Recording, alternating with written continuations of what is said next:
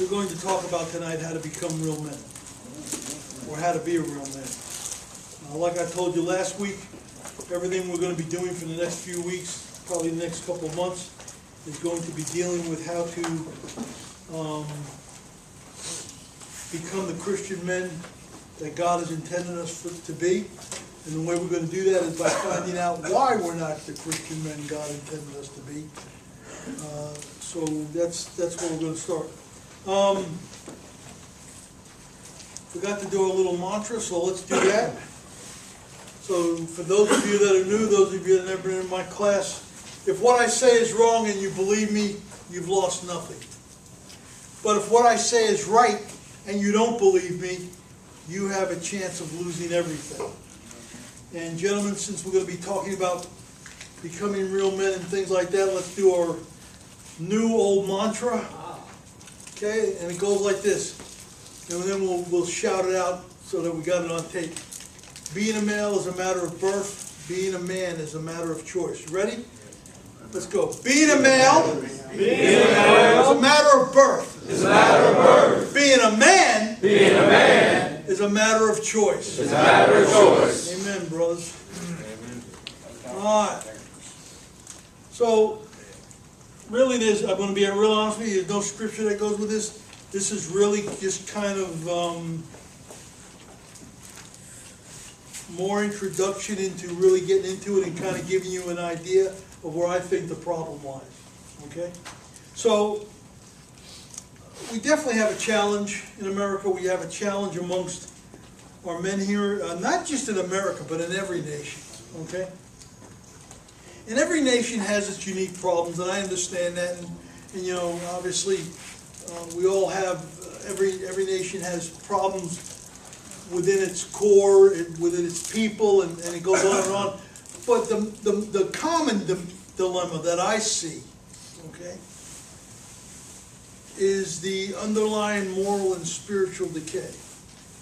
You know, and again, I'm just going to be real honest with you guys. A lot of this is just kind of the way I feel and what I've put together. But it's really, I mean, I really believe that's the problem. If morally and spiritually we would kind of up the game a little bit, I think as a country, especially in this country, we'd be a whole lot better off. Now, you know, some of you may say, well, you know, what can the 50 of us do? I mean, what kind of change can we make? I don't know what kind of change we can make. I can only tell you this. Jesus started with 12 guys, and here we are. Still going strong. Okay? Fresh Start has been in, and I can't tell you how many men have come through Fresh Start, but Fresh Start and other programs like us, Christian programs, have been in existence, Fresh Start, for 34 years. I don't know how many men's lives we've impacted. Let's just say we work with 200 guys a year come through Fresh Start. I don't know. Let's just take a wild number. Times 34. How many people is that? I was going to say get out your phones, and I was going to try to set you up, but if you would have came out with your phone.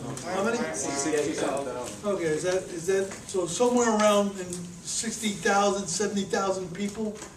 Not everybody obviously stayed in the program. Not everybody obviously is still making it in the program, because that would be one heck of a 4th of July celebration we would be having. But we have impacted about 70,000 people. Okay.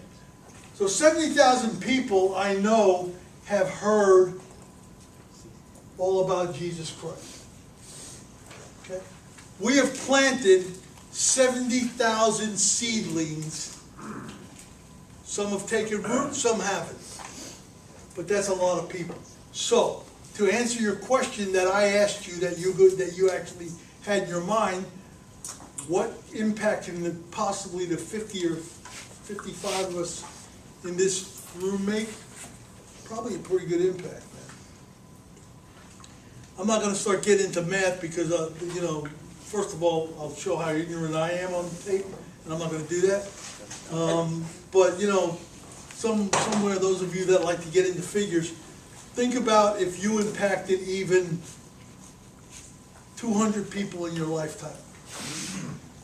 And however many guys, I think we got, at this point, we got about 52 or 53 guys in the program. Somebody figured out and 10,400 people. yeah, that's a lot of people. I mean, I don't know how many people it is. He says whatever, and I'll have to take his word for it. But you know, it's a lot of people. And what I'm getting at is that we don't ever know. You know, we get on the bus. I'll be honest with you. Just this week, I stopped at the bank to do a deposit, and I pull in, get out, do my little thing outside because they don't like to let you inside anymore. You know, unless of course you want to borrow big money or you know take out a loan or something like that. But so I get out and do my little thing, and I'm walking back to my car from the ATM machine, and there's this little old lady, and I mean she's older than me, so that's why I'm saying little old lady, okay, which makes her pretty old. But anyway, and she's just standing there like she's lost. Now I watched her pull up because she pulled up right before me, got out of her car, went to the business next to the bank, the parking lot there, and by the time I got done, she's walking back to her car. And honestly, and I imagine in this day and time it probably scared the bejeebers out of her to ask me this question, but she stops me and says, "Sir, is there any way you can take me home?" And I'm like, okay, number one, this lady's got to really be hurting to ask a complete stranger and a male for help and be extremely vulnerable. Number two, I'm kind of busy. I mean, seriously, you know. Thank God, God got the better of me. And I said, absolutely, where do you live? Now, I'm hoping she doesn't say Kissimmee. But she didn't. She lived right by the high school. What I'm getting at is her car broke down, you know, and she's so desperate that she's asking a complete stranger for help. Wow. You know, in the interim, I found out that short ride home, I found out that her son-in-law bought her a brand new phone that she continually forgets at home, so she doesn't know anybody's phone number, you know, that kind of thing. So she didn't have a phone. She doesn't want to sell her car because obviously she's older, and she only has to fill it up. What'd you say? 6 times a year. So I get the picture. She's not, which is probably why the car isn't running. She doesn't run it enough, and the battery probably goes dead. You know. But nevertheless, so I give her a ride home, and I'll be honest with you. At first, it was like, this is like, you know, I really wanted to stop at Starbucks, get myself a latte. I kind of had my, this is what I'm going to do. I knew I was going to the bank. Next stop, Starbucks. You know, and now this little old lady's asking me for a ride home. And, you know, of course, you know. They bought her latte. Yeah. I don't, you know, my car's not exactly, you know, it's a little kind of sporty. And you know, I had to help her into it, you know, that kind of thing. And I wasn't ready for company, so I had my gym bag in the front. And, you know, I had to start rearranging things. What I'm getting at is, when I got done, okay, when I got done and I drove her that 5 minutes it took me to bring her to her doorstep, what I got out of this thing was, number one, I did exactly what I should have done as a Christian man. Number two, I got to witness to her. She continually thanked me, tried to give me money. I wouldn't, you know, I wouldn't take it, and just continually, I mean, just feeling so bad and thanking me for taking time out of my busy day. I want to say, lady, you know, first of all, it ain't that busy, you know. The whole thing here was a latte. You know, it's not like I had a major meeting going on. And I don't know why she felt comfortable asking. Maybe I had one of these shirts on. Maybe she saw the cross and figured it was safe. I'm not sure. But what I'm getting at is that little act of kindness, that little act of listening to God. Who knows what kind of impact that have made? Now, did we have a long conversation about Jesus Christ and what He's done? I mean, no, I'm not going to tell her, hey, you know, I used to be a drug addict and a maniac, and now I work with 50 other drug addicts and maniacs. No, I didn't tell her all that. I figured, you gotta, yeah. I mean, but I did kind of let her know that I was a Christian, and we talked about a little of that. What I'm getting at is I got done and I felt good. Not only did I feel good, then I know that she didn't get taken advantage of. She got home safely. I mean, I even offered to walk her to her doors. She said, no, that's all right. But I still waited, made it like I was trying to get out of her parking lot and waited till she got in her door, type of thing. That's what this country is missing. Okay, that's why I say the underlying moral and spiritual decay is what this, because other people, and I'm not saying any of you, but some of us in our other lifetime, I mean, she had her pocketbook. I don't know if she had money in there or no money in there. I know she had a wedding ring on, and I'm sure, I don't guess she's got a husband, but because she didn't talk about one, but I mean, anything could have happened. Anybody could have done anything. She might have tried to walk home, and granted, it's not that far, 5-minute car drive, probably a 20-minute walk for most of us. For her, but it was already hot out. I mean, who knows? I don't know what I'm getting at is we don't know what kind of impact we're making, and a lot of it is going to be impact that we don't see. The real thing that I'm trying to talk about tonight is the fact that we need to get to the point where we're even willing to make that impact. Okay? I'm not saying stop for every Tom, Dick, and Harry that, is saying they need a ride or this or that or the other thing. But I think we have to morally and spiritually do the right thing. What is that going to do for your personal recovery? Probably nothing other than draw you closer to the Lord. And to the end of my teaching tonight, okay? So I'm looking at this whole thing and I'm thinking, okay, we're at a time in human history, and I'm going to kind of spring something on you. I'm going to teach it the way it is, but then I'm going to spring something on you. We're at a time in human history where I'm going to be telling you, never before in any time or era that I've lived through have we needed strong men, to morally and spiritually strong, to start taking over this country and some of the dilemmas that we're going through. Never before have we needed men who are willing to stand up for what they believe more than we need now. Now, again, some of you may be saying, well, this is the stupidest teaching. What has this got to do with recovery? What is this? I'll tell you what it's got to do with. It's got to do with not so much recovery. It's got to do with more of where your walk is with the Lord and what are you really made of. And are you shucking and jiving and playing Christian, or are you really becoming a Christian? Because that will make a difference in your recovery. Okay, now, I'm not saying everybody that's ever fallen or slipped or whatever you want to call it, I like to call them falls. I don't believe in slips. Especially in using again. But I believe the closer we are to the Lord, the more our moral character and our spiritual character is strong, the less chance we have to have these falls in our lives. Okay. Does it always work that way? No. But I'm one of those guys, why not err with caution? So go ahead and do the best you can with it. Hey, if we find out in the end we kind of overdid it, oh well, we still made it to where we find out in the end we overdid it. And in the meantime, we've impacted a bunch of people along the way. People ask me, well, I had a guy today ask me, who's trying to start something like this, not a Christian, but a secular. But they wanted to come and ask me some questions. I spent about 2 hours with these guys. And they said, what do you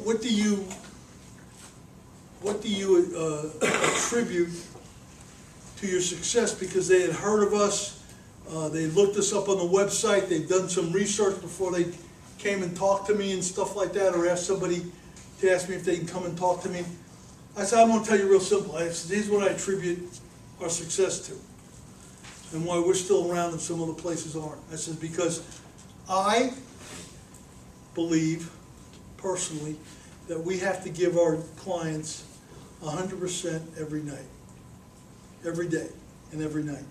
I said, so that if in case they don't take what we've given them and they go out and fall, I can still lay my head down on the pillow tonight and go to sleep. I've imparted that to my staff. I think most of you can attest to the fact that most of my staff have given you everything they got, not just in their mundane duties that they have to do around here, but in anything they do, in counseling you, in dealing with you with some of the, to you obviously big problems, but sometimes seriously, you know, you guys come to us with these major problems that you think you have, and I'm like, really? That's kind of like minute in the whole scheme of things, but okay, it's big to him, so let's deal with it. You know, and I believe that, okay? And I do that, and we've done it for 34 years, not take advantage of those of you who are hurting and in need of recovery and such, whether you're mandated here by the courts, whether you've come on your own, doesn't make any difference. I just don't feel, and I never felt it right to take advantage of the guys that we're trying to help. That's why many of you, you know, I'm always real grateful if you have helped us out with something. Some of you have gotten little notes from me personally. Hey, thank you for helping us out with that. You know, because I really am thankful for that. Because I know you don't, you know, theoretically you don't really have to do it. You can make our lives miserable. I mean, we'll eventually end up can make you do it, but you'll make our lives miserable trying to get the task done. And many of you do stuff around here and help out, not just me personally, but some of the staff. I know some of them, you know, have had cars that aren't running, and they've talked to you and they've asked you things, and you were able to help them, and you know, different things. But I believe that if I treat you right, then God's going to treat me right. So far, I got to tell you, it's working out pretty well. You know, so I'm going to kind of like keep going with this. You know, hope, you know. But what I'm trying to say is that this is what I'm trying to get across to you. That if we do the right thing for the right reasons, not for some ulterior motive, that possibly, just possibly, God will bless you back tenfold. Well, not possibly, I know He will, because the Bible says so. You know what I'm saying? So, you know, and again, not to do it so that you get blessed tenfold, but to really do it because this is what you feel you need to be doing. Okay? But anyway, let's get back to this thing.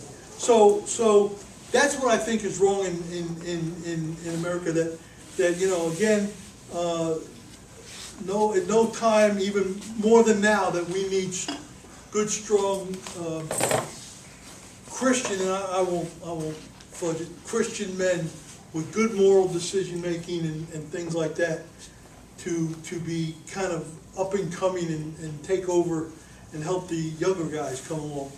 And we all have a dream. I mean, you know, you could say, well, I'm a man, I don't really have a dream. Well, that's to say you don't have goals. And if you don't have goals or purpose in life, then you have nothing and you're going to fall flat on your face, I'm going to tell you right now. But we all have a dream, and most of us have grew up with this dream that we want to be praised as some kind of hero. You know, in my day it was cowboys and you know, guys like Wyatt Earp and the Lone Ranger and what was his name? Roy Rogers, which many of you are looking at me like, who? And some of you are like, yeah, I know, and which tells me that you're as old as I am. But you know, but you see what I'm saying? I don't know who they are nowadays, but I can tell you this.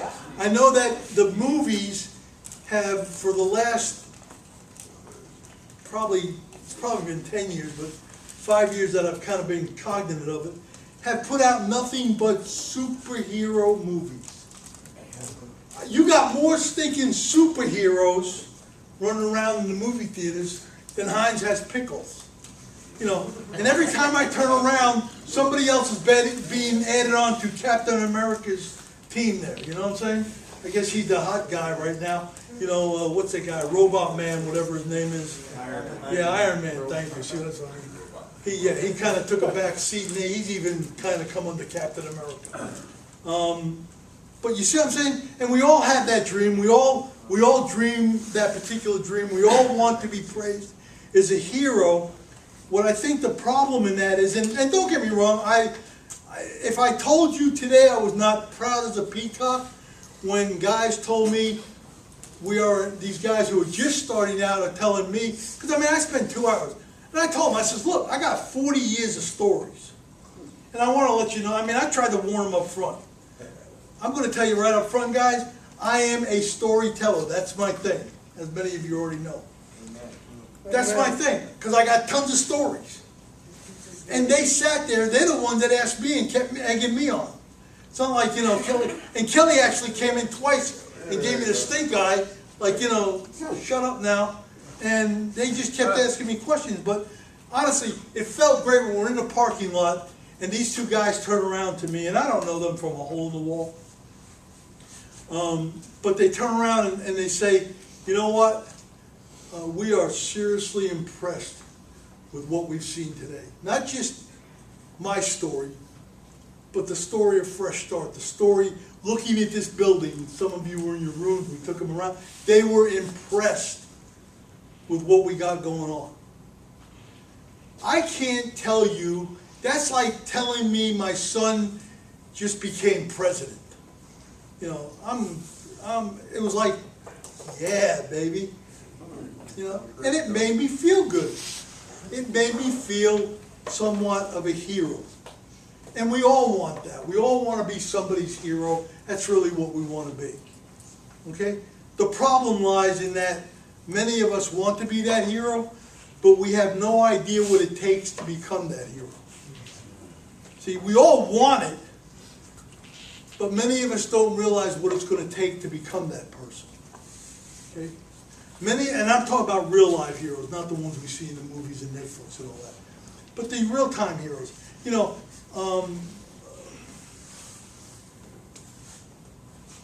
I can only use my own family. For instance, my son from middle school got involved in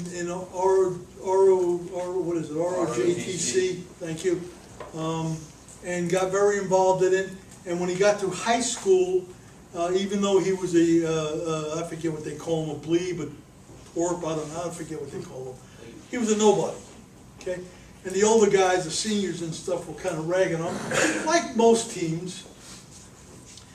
He came home one day and he said, you know, Dad, I noticed today in the ROTC room that they have a whole wall of past commanders, meaning the students that have commanded the battalion or whatever it's called. And he came to me in 10th grade, just getting into this thing. He'd gone to about 3 classes, said, I'm going to be that guy. You know, I says, okay, whatever. You know, I'm proud of your son. I think you're a little lofty, but okay, whatever. I got news for you. You became that guy. You know, in 10th grade, this was Navy RJTC. So they had a little SEALs team, like, you know, the elite of all the seniors, juniors, freshmen, and all that stuff. And of course, he got on the team as a you know 10th grader, and of course the older guys looked down on him and thought he was just a pain in the butt. You know how it is if you've been on any kind of team, same thing. Football, baseball, doesn't make any difference. Anyway, so you know, and you know, hey Jeremiah, go get me a glass of water. Hey Jeremiah, and he did it. And he came home one day, he said, you know what? One day I'm going to run that SEAL team. I'm going to be the guy.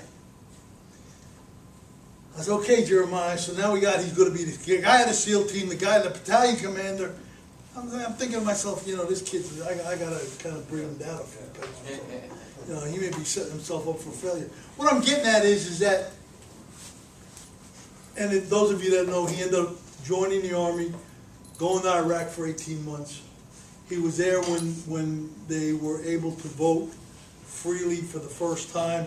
He was part of that whole command, guys that were over there that guarded the people. That was his last tour, or last mission he had before he came home. He was never more proud. Of all the things he's accomplished in the Army, he was never more proud than to see these people be able to vote freely for the first time in their lives.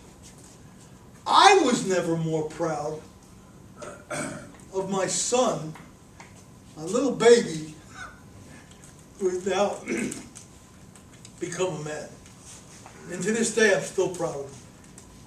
He's got the same attitude as a father and everything else. Because he knows that his two sons, my two grandsons, Sam's two grandsons, I don't know if Sam, those of you that have met Sam before, he and I are related. Jeremiah married his daughter.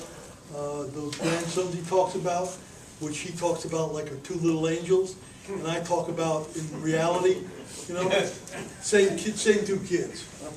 And the one I told you about that runs around butt naked, yeah, same two kids. He sees them out of his eyes, I see them out of my eyes, it's all different. We gotta, you know, and all we can do is every Christmas we go over there and we try to see them out of the same eyeballs, you know, at Christmas time, and that's that. But other than that, same set of kids, two different views. But what I'm getting at is, he knows that if his sons are going to make it in this world, they need a hero. And because they are his sons, and he's a Christian man and a Christian father, it's his duty to be their hero. And he's done that. I got to tell you, he's done a better job with them than I did with him. You know? And he continues to do it. And again, I think he's a little crazy, because he like pushes himself every weekend. These kids are doing everything. They're playing tennis. They go on soccer. They, you know, in between all that, they go into Disney World and here and there, and you know, putt-putt golf, and it's like, yo, man, slow down. That's it. You know, and then he complains, I got no time for myself. Yeah, well, I see that. You know, and by the way, don't invite me to go along on these journeys. No, actually, I'd like to go. I wouldn't mind going like something to eat, putt-putt golf or something like that. You know, somewhere I could take, at least and I could whack the kid on the river. I probably shouldn't say that. I'll probably end up, DCF will be here tomorrow. But you know, whatever. But you see what I'm saying? So let's get back. So we need this. We don't know what it takes. Many of us don't even know how to get there, to be that hero. Because we didn't have anybody in our lives to be that hero. We didn't have anybody that really showed us what a hero was all about. And don't get me wrong, I'm not saying that your dads maybe didn't try. Because I'll be honest with you, my dad was my hero growing up. Now, he didn't come to my football games, he didn't coach my little league teams, he did nothing. He worked like a dog in a lot of different entrepreneurial areas.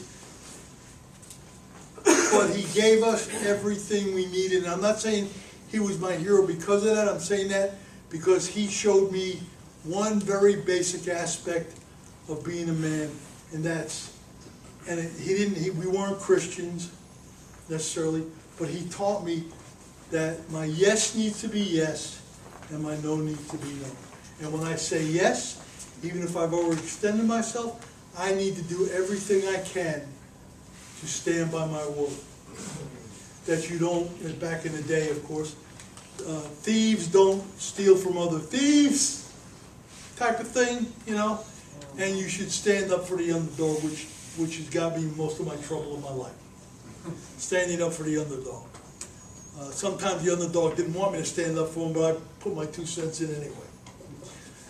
Which is usually when I ended up having long talks with police officers and stuff. But that's the end of it. But you see what I'm saying? And God, I'm going to be honest with you, because God created us. If you look at the word, He really did create man to be a leader and a hero. And every man dreams of himself in doing heroic acts. We've all had those dreams where we've been the hero. So think about this, and I'm not really looking for a show of hands or anything, but I want you to think about this, because I know every man's done it. You may not admit it, but every man in here, in this room, every man hearing this teaching, every man has had a dream of being in a fight with their arch enemy. And I ask you this one question, those of you that are willing to admit that to yourselves. How many times, or did you even ever lose that fight in your dream? Never. The answer is never. Wouldn't it be a dream? You don't. You know why? Because we're not made that way. We dream because we're trying to be the hero. We're trying to be, inadvertently, we know that we were created to be the good guy. And so even in our dreams, even if you did get killed, I'll guarantee you, those of you that did get killed, or maimed or hurt, you came back to life somehow and beat the living poop out of your arch enemy. Look at all the superhero movies. Isn't that exactly what they're about? The good guys are getting their butts kicked, then Spider-Man comes on the scene, Superman in my day, Batman in some of y'all's days, but they come on the scene and they win the fight. Ultimately, they win the fight. Karate Kid, getting the poop knocked out of him by Hayakawa, whatever his name was there, that big kid. Yeah, whatever, Kobatai, Kobakwai, Kobakui, or whatever it was. Really cool, whatever the name of that thing was. But anyway, the big kid was knocking the living poop out of it. And and then he goes to the mat, and the little Chinese guy, don't get me, take that, I'm not racist, but I can't remember, Mr. Miyagi, I didn't remember his name, sorry for those of you that took offense to that, but, and the wax on, the wax off, paint up, paint down, the whole bit, and we're looking at this movie, and all of us have thought, what the heck, man? Then he gets in the big match, and, he hurts his leg, and, Mr. Miyagi's doing the old, whatever does he, and then he does the swan kick or whatever that thing was that he does, and beats the big guy to a pulp. The old crane kick. Rocky, the Rocky movies. Good God, they're all about our dream. And especially though, not too educated. I mean, you could tell when he was going around busting people's heads and stuff, he wasn't the most educated person. I mean, one of the movies, he couldn't even do the commercials. He couldn't remember the lines. And the line was like, "Oh, I really like whatever." And he couldn't get it right, and they made fun of him and all that stuff. But the bottom line is, he got the snot beat out of him, but he still won. Still won. Not necessarily won the match, not necessarily got the belt, but he still won. Apollo Creed, he got the poop knocked out of him. How did he win? First guy to stay in the ring with Apollo Creed for whatever it was, 12, 15 rounds, whatever they were doing back then. What was his name? The Clubber Lane. Mr. T. Beating the living snot out of the dude. Comes back, I run. Pop! Pop! Pop! Pop! And I'm like, yes! Yes! Yes! Because that's all of us that have been picked on, that have been bullied. And we all cheer because that's our real dream. And when we dream to be a hero. When we watch movies, we get off on that stuff because that's really deep down inside what we want to do, is be the hero. We want to get the girl. Adrian wasn't the prettiest woman in town, obviously, but she was the most loyal person. She was right for Rocky. So it's not about getting the number 10. Sometimes you get to number 5, but the number 5 is God's plan for you because that's what you need. You know what I'm saying? And we need to understand that. And we have these dreams, and yet we find in these times in America, especially where we find ourselves kind of scrambling to regain some sense of manhood. We're trying to acquire some lost manhood that we somehow, some of us didn't even know we had it. Those of us that know you had it, you lost it. We're going to get all into that, all of that in this next couple of months. Especially those of you that have been through my golden ball teaching. You know good and well where we're going with that one. But we will get to that. And I'll explain all that to you. And because I explain it to you, does that make a difference? Are you going to get some kind of, on the last day, and I give everybody a golden ball? Because you're going to have some kind of epiphany, some kind of new vision for you? Not necessarily. But you are going to understand just a little bit better where you may or may not have lost your manhood. Literally, I mean that. And I'm not talking about, some of you think your manhood has to do somewhere around the middle of your body. A little bit lower. No, that has nothing to do with being a man. I'm talking about the manhood of being a good father. The manhood of having your yes be yes and your no be no. The manhood of going out and being morally correct and standing up for things right, or standing up for things that some people think are wrong, but you think they're right and you're going to stand up for them anyway. Come on now. I mean, I'm going to have to tell you, some of this whole protesting, the good stuff. I'm not talking about the people that were just using it as an excuse and continue to use it as an excuse to break stuff and loot stuff and take advantage of people, but the ones that are actually protesting because they actually believed in the beginning that yes, Black Lives Matter. Do we have a problem with our cops? Yes, we do, but not all our cops are bad, I don't believe. I've met plenty of good ones.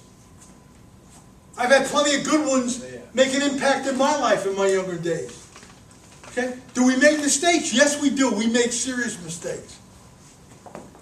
But that doesn't negate the fact that most of the police officers are good-hearted people trying to protect us. And I don't want to go off on a political rant here. But you know what I'm saying? And that's just like you, whatever job you're doing, for the most part. You know, whether you should be doing that job unto the Lord, not unto getting a paycheck. It's nice to get a paycheck, don't get me wrong, but it's not the paycheck. It's about doing the right thing for the right reasons. People ask me all the time, why do you do what you do? And I tell them, because I watch people's lives change every day. And it excites me to no end. And I know what God did for me, and if He can do it for me, He can do it for you. If He did it for Leslie and Caleb and Pastor Tim and all the others, He can do it for you, because we're no different than you were. Which is why I don't have necessarily people who've come right out of college and recovery school and, you know, to teach you and to counsel you, because yes, they may be more educated, they may be more knowledgeable, but what they don't have is the credentials to say, guess what? I personally did it. I was exactly where you were, and I personally did it. They don't have those credentials. And I'll be honest with you, out of all of us, I have the least of those credentials. I've told you that a million times. I've never spent more than 3 hours in a holding cell. You know? I told myself for many years I was trying to get put into jail or prison to prove to my father that I'm a tough guy. And now that I'm older, I think about it, and I'm thinking, if I really was trying to do that, why wouldn't I have just gone to a cop and punched him in the mouth? I'd have got to jail real quick. You know, rob a bank. Yeah, but I didn't do any of that. No, I mean, I would stand across the street and tell cops they were morons and idiots. You know, a lot of what's going on now, only I didn't do it with the baseball bats and fireworks and, you know. But you see what I'm saying? And I kept telling myself, well, you know, really my dream was, and I know this sounds crazy, but to go to prison. So my dad could see I'm an upstanding guy, I'm an upright guy. And he would be proud of me. That's how messed up my family was. Or at least I was. I don't know that he never said he wanted that, but That's what I thought he would need, but in reality, I really didn't do it, but I wanted to do it. And I think all of us are a lot like that. And we're scrambling to gain this. We're scrambling to try to grasp a better way of living and a less way of becoming frustrated because we've kind of gotten lost. We've lost the means of being that man or that hero or whatever, that leader.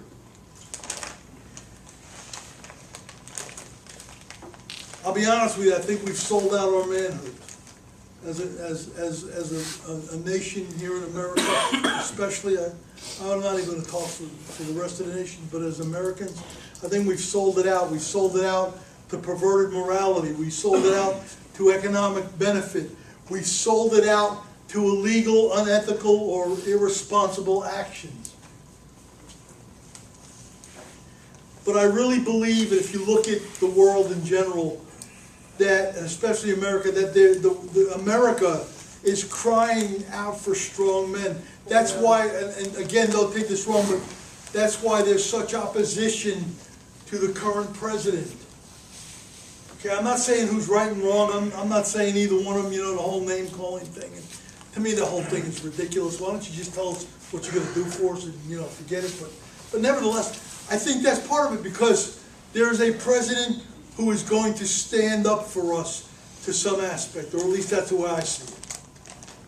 And I think his popularity is not that he's trying to incite riots, it's just the fact that he is not going to cower down just because somebody says that's what you should do.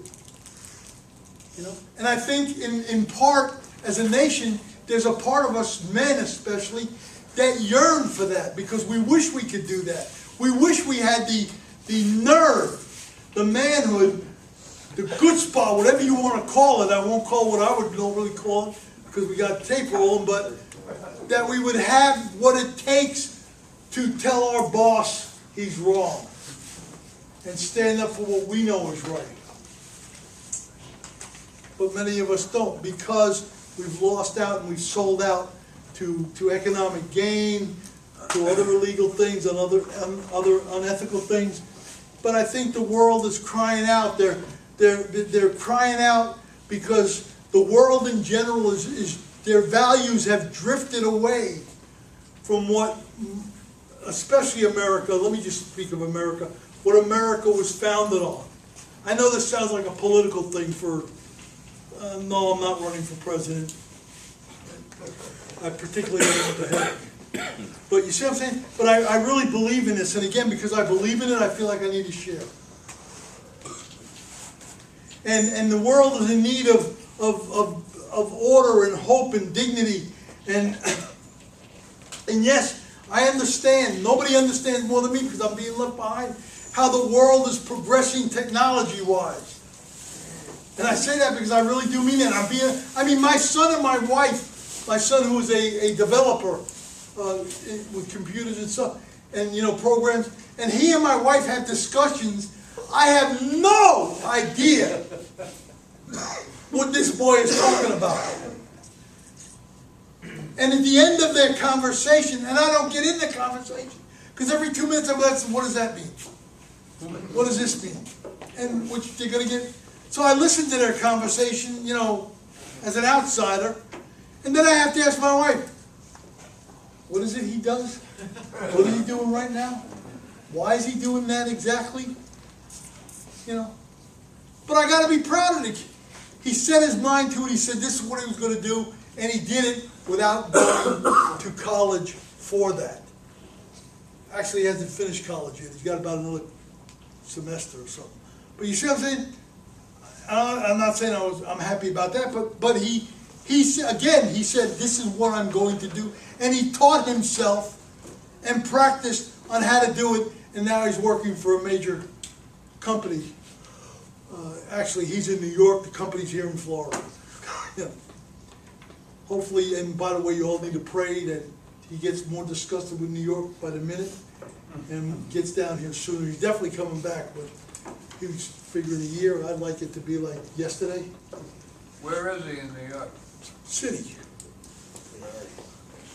Over there, right by the, I don't know what the area is, but right there by the George Washington Bridge, that area. I think it, yeah, no, not Queens, it's in New York, but it's upper New York, so, yeah,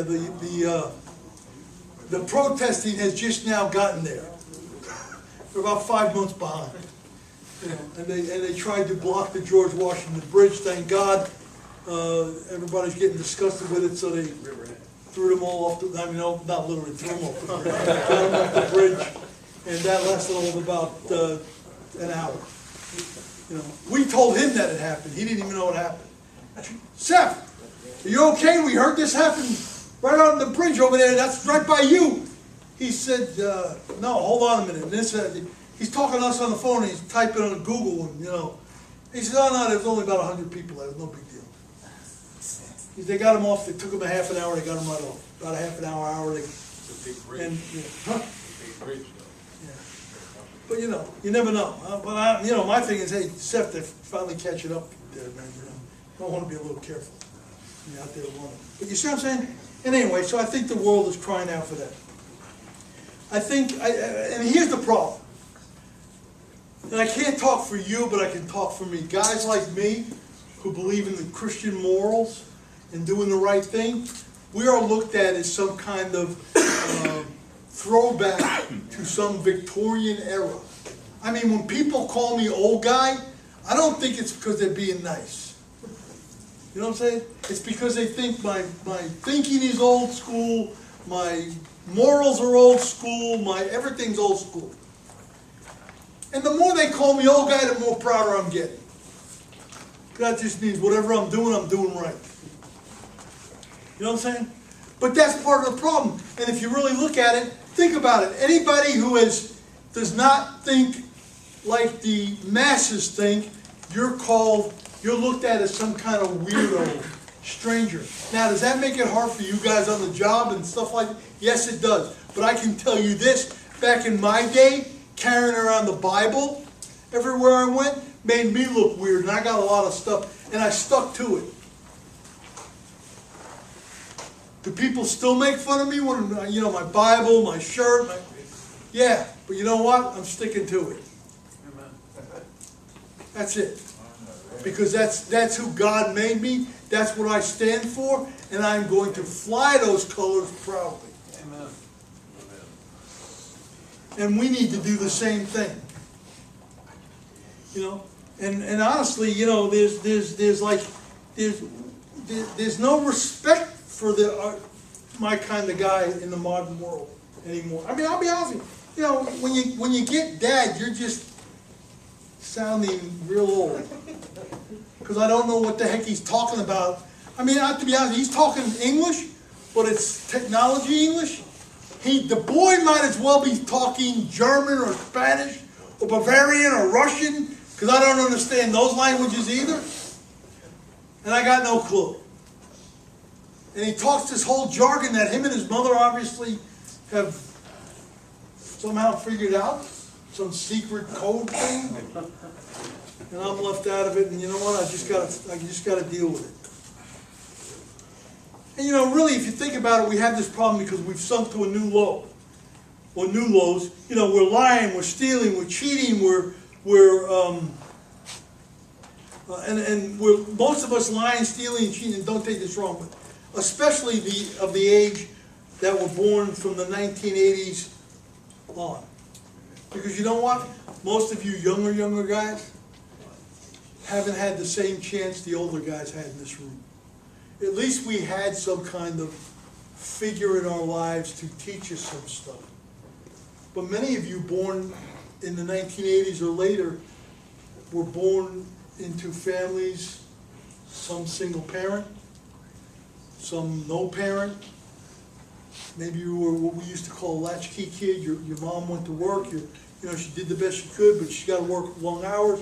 You come home from school, you basically got to learn the thing, you come and go as you please, mom has no clue, blah, blah, blah, blah, blah, blah, blah. Or she works the night shift, guess who's not home and running the streets at night?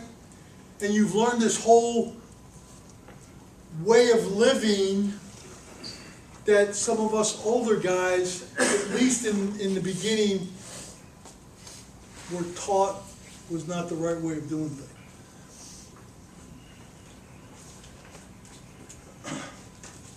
We do have some inner strengths. We have some moral fiber. But I'm going to tell you, the only way you're going to find out what your moral fiber is by resistance. It's kind of like what I prayed about, the trials and the tribulations. We don't like them, but that's how we figure out what needs to be fixed. And the same thing with our moral fiber. Our moral fiber is our inner strength, and our inner strength determines what we can withstand, and however strong it is, that's what we can withstand.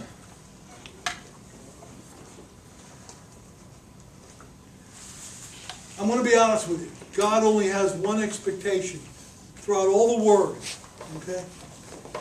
Throughout this Bible here. I've read it a couple of times now.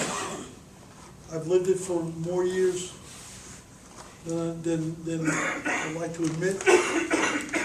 Here's what I find God created us for. I truly believe that God,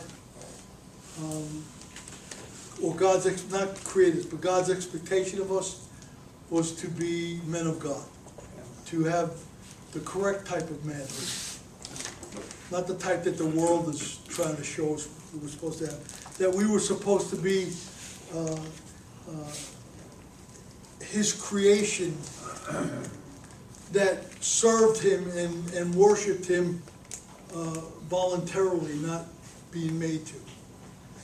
And He helped us out. I'll be honest with you, He helped us out. The whole New Testament's about how He helped us out. He gave us this guy, and this guy laid down his life, and this guy accepted responsibility, and what this guy did was he taught us some important lessons, and basically the one major lesson that he taught us was that if we lose our life, we'll truly gain it. Now I'm going to bring it down to recovery. If you lose your past life, you will truly gain your new one. But you can't have both. Right. You just can't. Now, how do I know that this guy that I'm talking about has been a real pain in the neck to the world? Because the world society has tried to erase him. Society has taken his presence and taken it out of schools and public meeting places.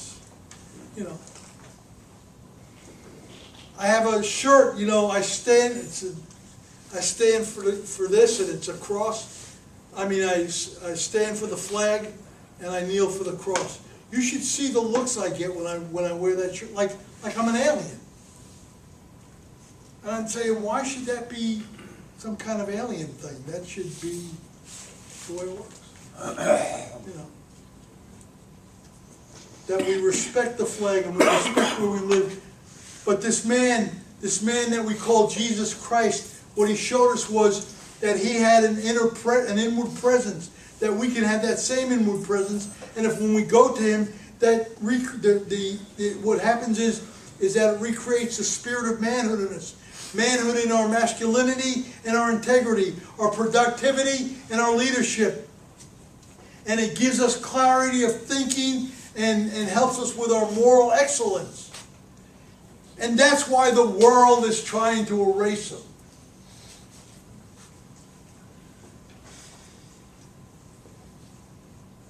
Because the world can't deal with that any longer. The world is so corrupt that it doesn't want that. The world says that moral absolute, in other words, knowing absolutely how you feel morally, should be replaced, because doing the right thing is not right anymore. It's better to do erase God. You can't say or do certain things. Most of you know me. I break those rules every day, but you have to do things say and do things that are politically correct. Just like I said, that little Chinese guy, that was not politically correct. him being Chinese, but the only thing I remember is he was Chinese, not even Chinese, he was Japanese. Yeah, let me correct that right off the bat. It just came back today. It was a long time ago I saw that movie. But you see what I'm saying? That's not, and it's not that I'm saying it and I'm racist. I'm not racist. But it's just like me when you talk to me, when you've got to know me. You know, I'm that New York Italian guy. Oh my God, I'm taking offense. No, man, I wear it. I'm proud. I'm wearing it. I don't care. Yes, I'm the New York Italian guy. Yes, I'm the New York Italian guy that changed his ways and gave his life to Christ. Yes, I'm that guy.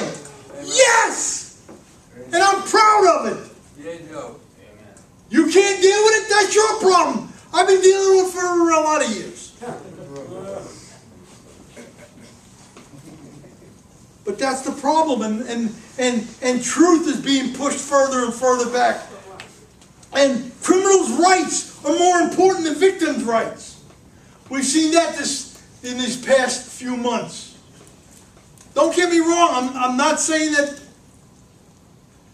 the criminal per se or the person that got hurt or killed doesn't have rights, but I'm saying, but we're never talking about what was it, 2 or 3 year old that got shot in New York City for no good reason. We don't talk about that kid, but we'll talk about the guy that got killed by the policeman.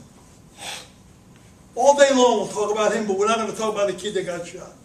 We're not going to talk about all those people, those poor people whose lives have been turned upside down because the looters and the rioters have stolen. And there was one couple, they broke it into at the beginning, got all the money, got the store back in, and then boom, they got broken into, everything smashed and robbed again. They're devastated. That was their life saving. Nobody talks about them. We just talk about the social injustices and how bad it is. And don't get me wrong, I love watching basketball. I'm not a very good basketball player. I have a hang time of about 2 inches. Those of you that understand hang time, you understand that it's not very good. You know, Michael Jordan was flying through the air. That was it. You just saw that. That was it. That was the move. That's all I got. But what I'm getting at is, yes, there's injustices, but, we're going to deprive everybody of watching basketball until we get our way. What I want to do is send them all diapers and baby bottles because that's what they're acting like. You want to do it right, man.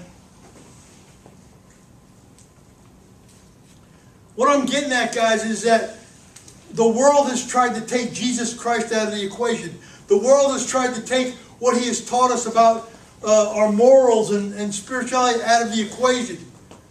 Neighborhoods are guarded communities. And hear what I'm saying, and then I'm going to give you the kicker to this whole thing. Fear has replaced hope. Sound familiar? Yes, sir. Fantasy is now the norm over reality. Yes, sir. Now, you ready for this? The last time I taught this teaching was in the year 2013. You may be asking yourself, then why does it sound so relevant for today? And I'm glad you asked that question, and those of you that are watching this tape have asked that question, because I have the answer for you. But wait, there's more. Simply because since the fall of Adam, we've been deteriorating as men. That's how I see it. So tonight, as I end my teaching, I want you to ask yourselves, or think about 3 things. Or think about these 3 things I'm about to say. First of all, number 1, some things are more important than life itself. Come on. Honestly, you know what? Me standing up for what I feel is right, I would die for that. I know my son went to Iraq with that same belief. And not just my son. Many young men and women have gone abroad because they believed that. They believed in America. They believed in what was going on. And I'll be honest with you, my son didn't always believe or agree with President Bush at the time, who sent him, who was his commander-in-chief, but he did it because that's what he opted in for. He didn't cry about it, he didn't whine about it, he just did it. They told him he was only going to be there for a year. He ended up being there like 18 months. Was he disappointed? Yes, he wanted to come home. Did he cry? Oh! No. Kept doing his missions every day. Kept trying to do the right thing every day. Secondly, men without an organized system of thought will always be at the mercy of men who do have one. Think about that. And thirdly, to end this whole thing up, the man is more than the message. The message is only credible because of the man. This message would not be credible to any of you if what I've told you and shared with you, you've not seen me walk out my own life. So the message is not what's credible. It's me who's giving you the message. Actually, God through me who's giving you the message. That's credible. Amen? Let's pray. Praise you, Lord Jesus. Father, we just thank you, we praise you, and we worship your holy name.